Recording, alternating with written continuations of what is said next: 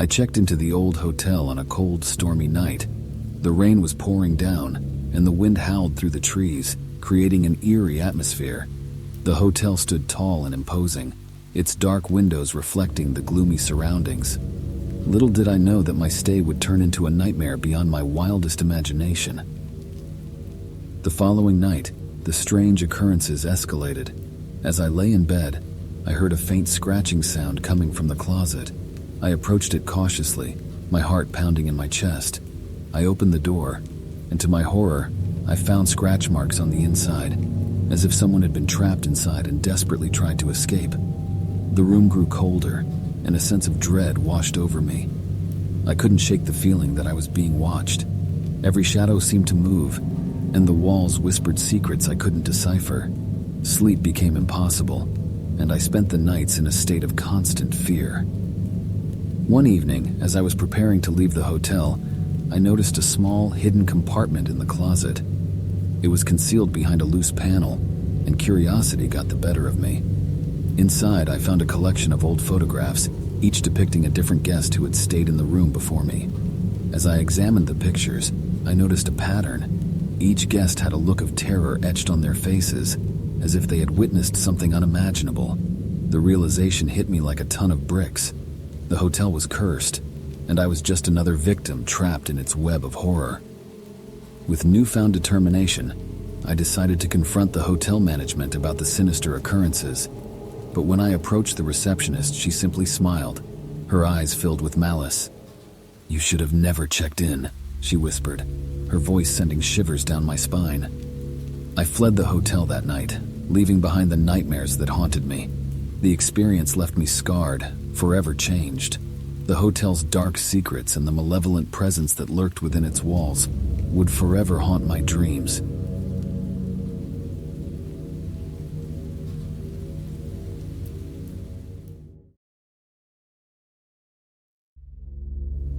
As a child, my father told me ghost stories, thrilling tales spun to entertain me before bedtime. Little did I know that I would one day be a character in my very own, chillingly true story.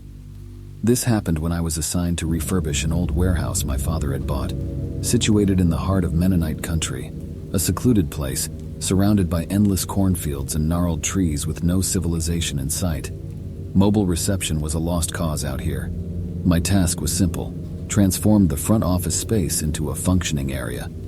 A hallway from the main warehouse led to a secondary office, and from there, another door took you to the front office. In solitude, I worked, often accompanied by occasional thuds and bumps, which I chalked up to wild animals on the roof or drafts. An unnerving detail, though, was the reverse door locks. They were installed to keep something in, not out. One day, my usual soundtrack of sporadic thuds escalated to include a distinct screeching sound. It was quiet but distinct, and unsettling enough to make my heart pound. Despite the fear creeping up my spine, I rationalized it as some perturbed animal, continuing my work until the slam echoed through the building. The secondary office door, which I had left ajar, had shut abruptly. A rational part of my mind suggested a gust of wind, but deep down I knew no such draft existed. The thuds resumed louder, closer.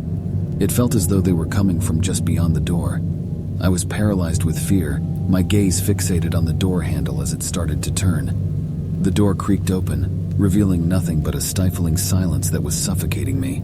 I could hear nothing but my heart pounding. Suddenly, the silence was broken by the same screech, only now it sounded painfully human, resonating from the main warehouse.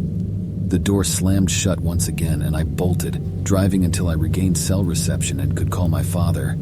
Upon my father's arrival, we ventured back into the warehouse. I showed him the uncanny door and described the eerie events. Skeptical yet intrigued, we decided to check the main warehouse, a former furniture manufacturing site now cloaked in a thick layer of dust. The hanging fluorescent light fixture was askew and swaying gently, but everything else seemed normal.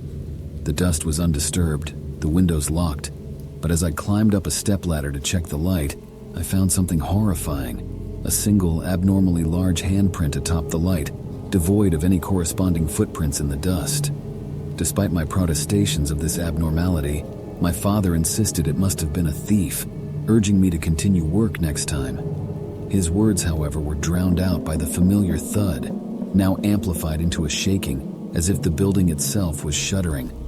The blood-curdling screech reverberated around us, seeming to emanate from the very walls. We fled, leaving the echoes of that haunted place behind. Since then, my father hired a replacement to finish my work, and he has moved into the office. He's heard the ominous thuds, but thankfully the screeching has not returned. I remain haunted by the unnerving experiences, sure that something otherworldly resides in that building, and certain that the man who sold us the warehouse was aware of it. The horrifying memory of that lock turning on its own, the overwhelming silence. It's a ghost story I wish I wasn't part of. In the mid-1990s, I resided in a farmhouse that had stood for over a century and a half in Northern Virginia. Its historical significance as a Union headquarters during the Civil War made it a relic, but it also imbued it with an eeriness that was hard to shake.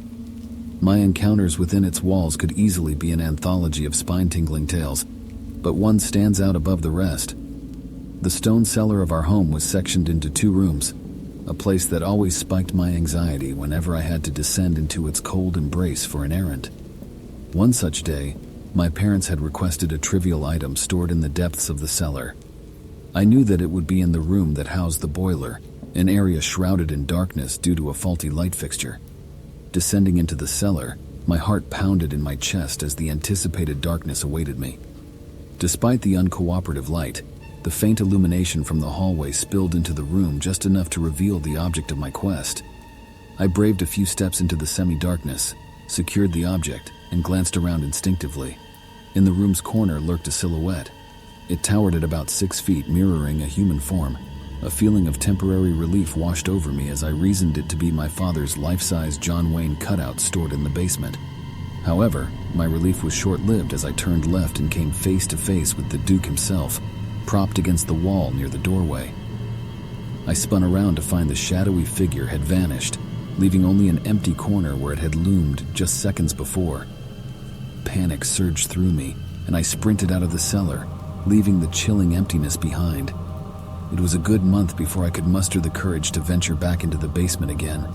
Even today, the memory of the spectral figure in the cellar lingers, reminding me of the house's dark past and the unnerving encounters that took place within its age-old walls. My 9-year-old self was in a state of emotional turmoil. We were packing up our life, box by box, preparing to leave the only home I'd ever known. It was during the midst of a tumultuous thunderstorm that my toys, safely secured in their boxes, began to emit sounds as if in the throes of play.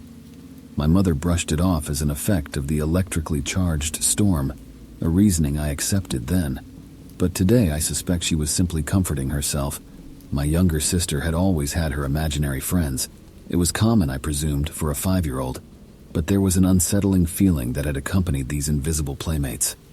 On nights when I stayed up late to catch Adult Swim, I felt a chilling gaze on me from the hallway leading to her room.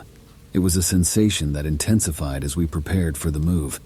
Even now, my heart races at the recollection of the final day. We were loading the last of our belongings into the truck when I decided to make a final sweep of the house. Descending into the basement, a place of countless hours spent engrossed in N64, I was suddenly washed over by an intense wave of sadness. It felt as if I was bidding farewell to my childhood. Trying to compose myself quickly, I muttered a soft goodbye to the house, anthropomorphizing it in my grief. But then it happened. A voice, eerily childlike, responded, "See you later." I froze. On turning around, I spotted a red ball on the floor, a ball I couldn't recall leaving there. Overcome with terror, I bolted from the house, jumped into the car, and demanded my mother leave the ball behind. In the years that followed, we all confessed to seeing the same red ball during our final walkthrough of the house.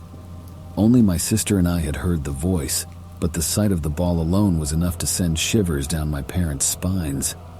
I don't typically believe in the supernatural, but something inexplicable lived in that house.